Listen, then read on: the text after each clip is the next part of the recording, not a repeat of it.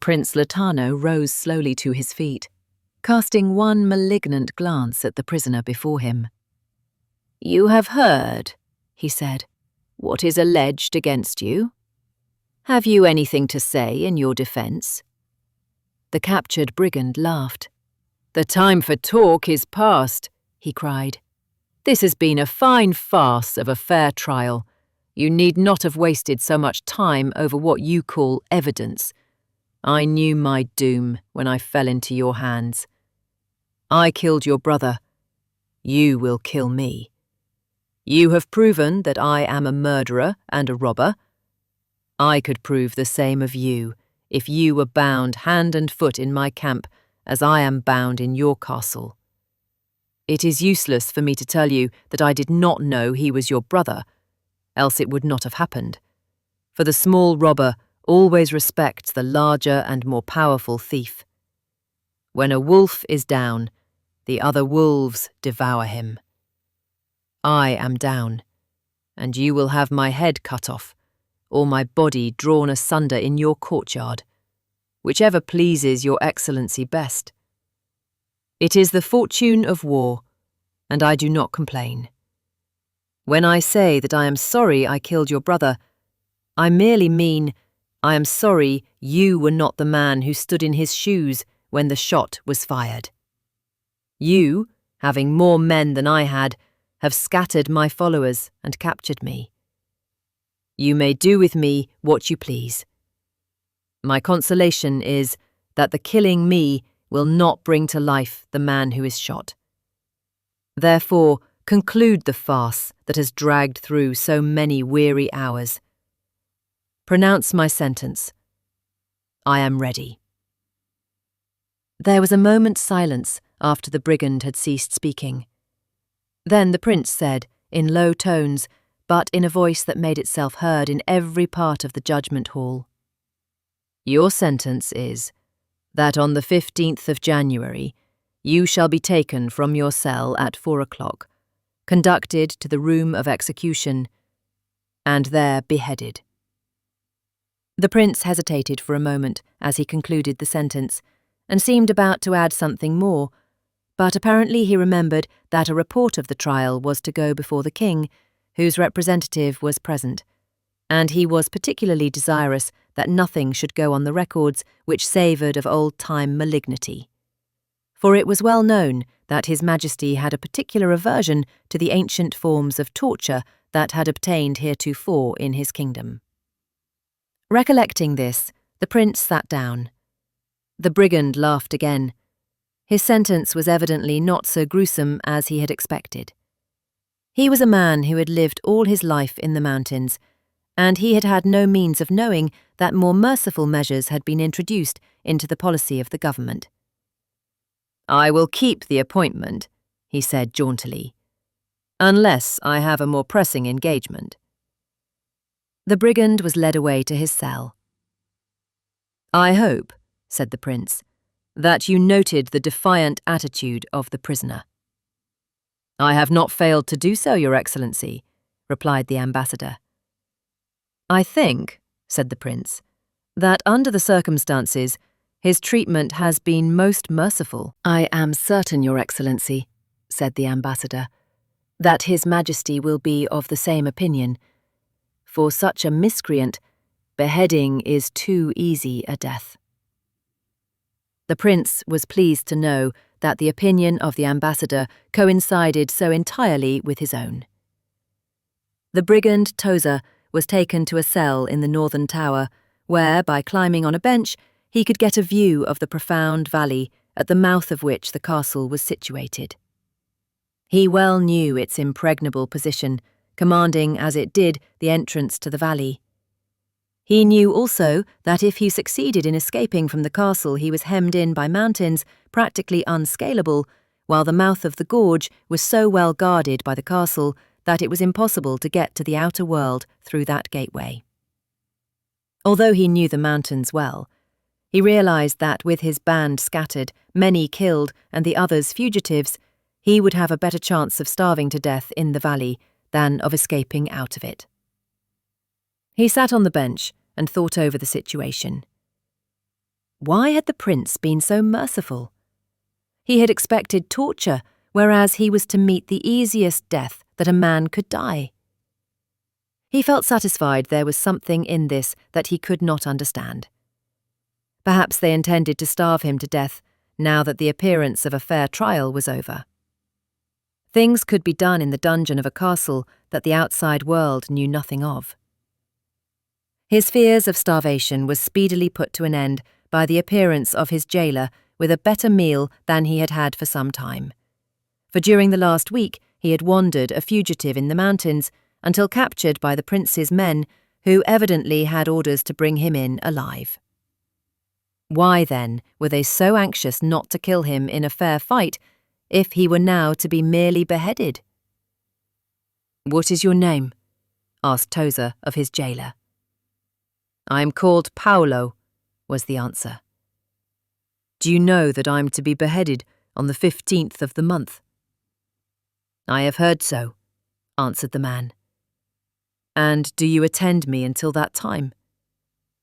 "I attend you while I am ordered to do so. If you talk much, I may be replaced." "That, then, is a tip for silence, good Paolo," said the brigand. "I always treat well those who serve me well. I regret, therefore, that I have no money with me, and so cannot recompense you for good service." "That is not necessary," answered Paolo. "I receive my recompense from the steward." "Ah, but the recompense of the steward and the recompense of a brigand chief are two very different things. Are there so many pickings in your position that you are rich, Paolo?"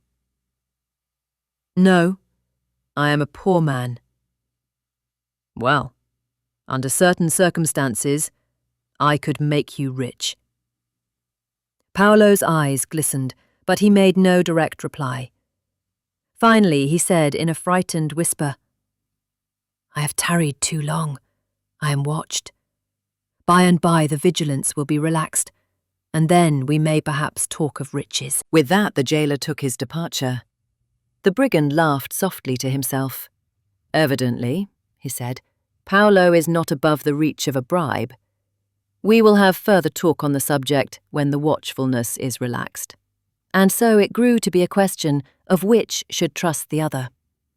The brigand asserted that hidden in the mountains he had gold and jewels, and these he would give to Paolo if he could contrive his escape from the castle. "Once free of the castle, I can soon make my way out of the valley," said the brigand. "I am not so sure of that," answered Paolo.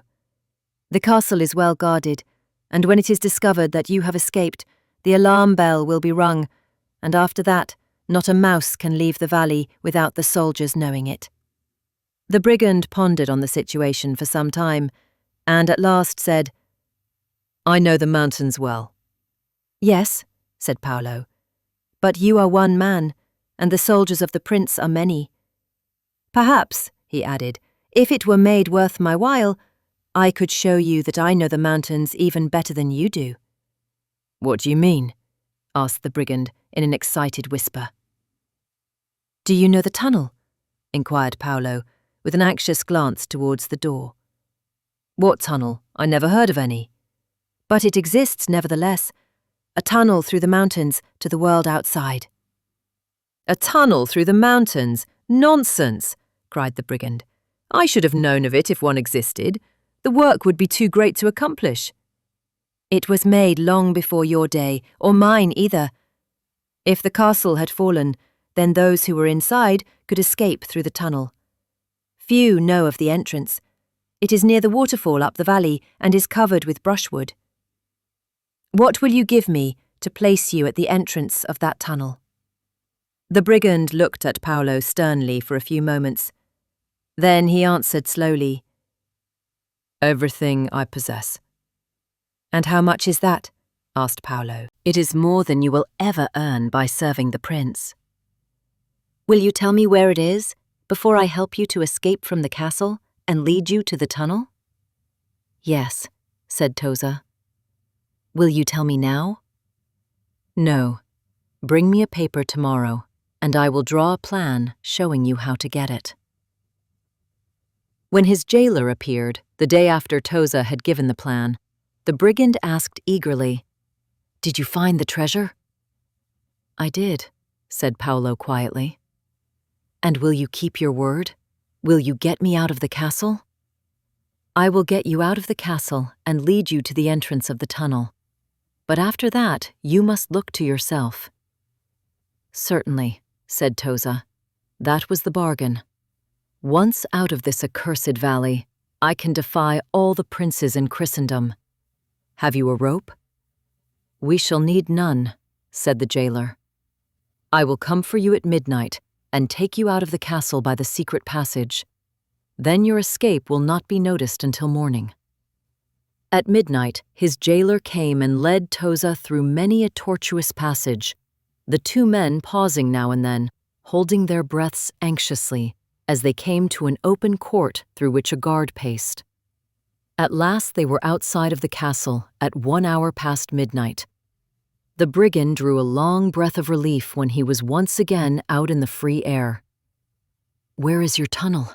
he asked, in a somewhat distrustful whisper of his guide. "Hush," was the low answer.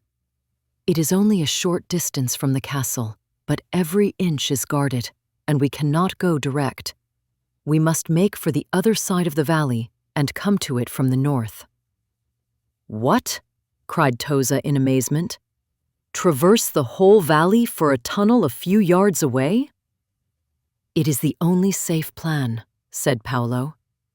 "If you wish to go by the direct way, I must leave you to your own devices." "I am in your hands," said the brigand with a sigh. "Take me where you will, so long as you lead me to the entrance of the tunnel." They passed down and down around the heights on which the castle stood, and crossed the purling little river by means of stepping stones. Once Toza fell into the water, but was rescued by his guide. There was still no alarm from the castle as daylight began to break. As it grew more light, they both crawled into a cave which had a low opening difficult to find. And there, Paolo gave the brigand his breakfast, which he took from a little bag slung by a strap across his shoulder. "What are we going to do for food if we are to be days between here and the tunnel?" asked Toza. "Oh, I have arranged for that, and a quantity of food has been placed where we are most likely to want it. I will get it while you sleep." "But if you are captured, what am I to do?" asked Toza. "Can you not tell me now how to find the tunnel, as I told you how to find the treasure?" Paolo pondered over this for a moment, and then said, "Yes, I think it would be the safer way. You must follow the stream until you reach the place where the torrent from the east joins it. Among the hills there is a waterfall, and halfway up the precipice on a shelf of rock there are sticks and bushes. Clear them away, and you will find the entrance to the tunnel. Go through the tunnel until you come to a door which is bolted on this side. When you have passed through, you will see the end of your journey." Shortly after daybreak, the big bell of the castle began to toll, and before noon the soldiers were beating the bushes all around them. They were so close that the two men could hear their voices from their hiding place, where they lay in their wet clothes, breathlessly expecting every moment to be discovered. The conversation of two soldiers who were nearest them nearly caused the hearts of the hiding listeners to stop beating. "Is there not a cave near here?" asked one. "Let us search for it." "Nonsense," said the other. "I tell you that they could not have come this far already." "Why could they not have escaped when the guard changed at midnight?" insisted the first speaker. "Because Paolo was seen crossing the courtyard at midnight, and they could have had no other chance of getting away until just before daybreak." This answer seemed to satisfy his comrade, and the search was given up, just as they were about to come upon the fugitives. It was a narrow escape, and brave as the robber was, he looked pale, while Paolo was in a state of collapse. Many times during the nights and days that followed, the brigand and his guide almost fell into the hands of the minions of the prince. Exposure, Privation, semi-starvation, and worse than all, the alternate wrenchings of hope and fear began to tell upon the stalwart frame of the brigand. Some days and nights of cold winter rain added to their misery. They dare not seek shelter, for every habitable place was watched. When daylight overtook them on their last night's crawl through the valley, they were within a short distance of the waterfall, whose low roar now came soothingly down to them. "Never mind the daylight," said Tozer. "Let us push on and reach the tunnel." "I can go no farther," moaned Paolo. "I am exhausted." "Nonsense," cried Tozer. "It is but a short distance. The distance is greater than you think. Besides, we are in full view of the castle. Would you risk everything now that the game is nearly won? You must not forget that the stake is your head. And remember what day this is." "What day is it?" asked the brigand, turning on his guide. "It is the 15th of January, the day on which you were to be executed." Tozer caught his breath sharply.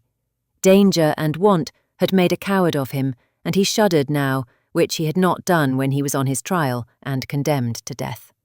"How do you know it is the 15th?" he asked at last. Paolo held up his stick, notched after the method of Robinson Crusoe. "I am not so strong as you are, and if you will let me rest here until the afternoon, I am willing to make a last effort and try to reach the entrance of the tunnel." "Very well," said Tozer shortly. As they lay there that forenoon, neither could sleep. The noise of the waterfall was music to the ears of both. Their long, toilsome journey was almost over. "What did you do with the gold that you found in the mountains?" asked Tozer suddenly. Paolo was taken unawares and answered, without thinking, "I left it where it was. I will get it after." The brigand said nothing, but that remark condemned Paolo to death. Tozer resolved to murder him as soon as they were well out of the tunnel and get the gold himself. They left their hiding place shortly before 12 o'clock, but their progress was so slow, crawling, as they had to do, up the steep side of the mountain, under cover of bushes and trees, that it was well after 3 when they came to the waterfall, which they crossed, as best they could, on stones and logs. "There," said Tozer, shaking himself. "That is our last wetting. Now for the tunnel." The rocky sides of the waterfall hid them from view of the castle, but Paolo called the brigand's attention to the fact that they could be easily seen from the other side of the valley. "It doesn't matter now," said Tozer. "Lead the way as quickly as you can to the mouth of the cavern." Paolo scrambled on until he reached a shelf about halfway up the cataract. He threw aside bushes, brambles and logs, speedily disclosing a hole large enough to admit a man. "You go first," said Paolo, standing aside. "No," answered Tozer. "You know the way and must go first. You cannot think that I wish to harm you. I am completely unarmed." "Nevertheless," said Paolo, "I shall not go first. I did not like the way you looked at me when I told you the gold was still in the hills. I admit that I distrust you." "Oh, very well," laughed Tozer. "It doesn't really matter." And he crawled into the hole in the rock, Paolo following him. Before long, the tunnel enlarged so that a man could stand upright. "Stop," said Paolo. "There is the door near here." "Yes," said the robber.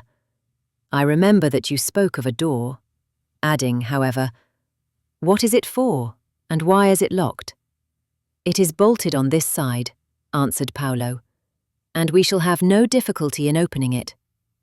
"What is it for?" repeated the brigand. "It is to prevent the current of air running through the tunnel and blowing away the obstruction at this end," said the guide. "Here it is," said Tozer, as he felt down its edge for the bolt.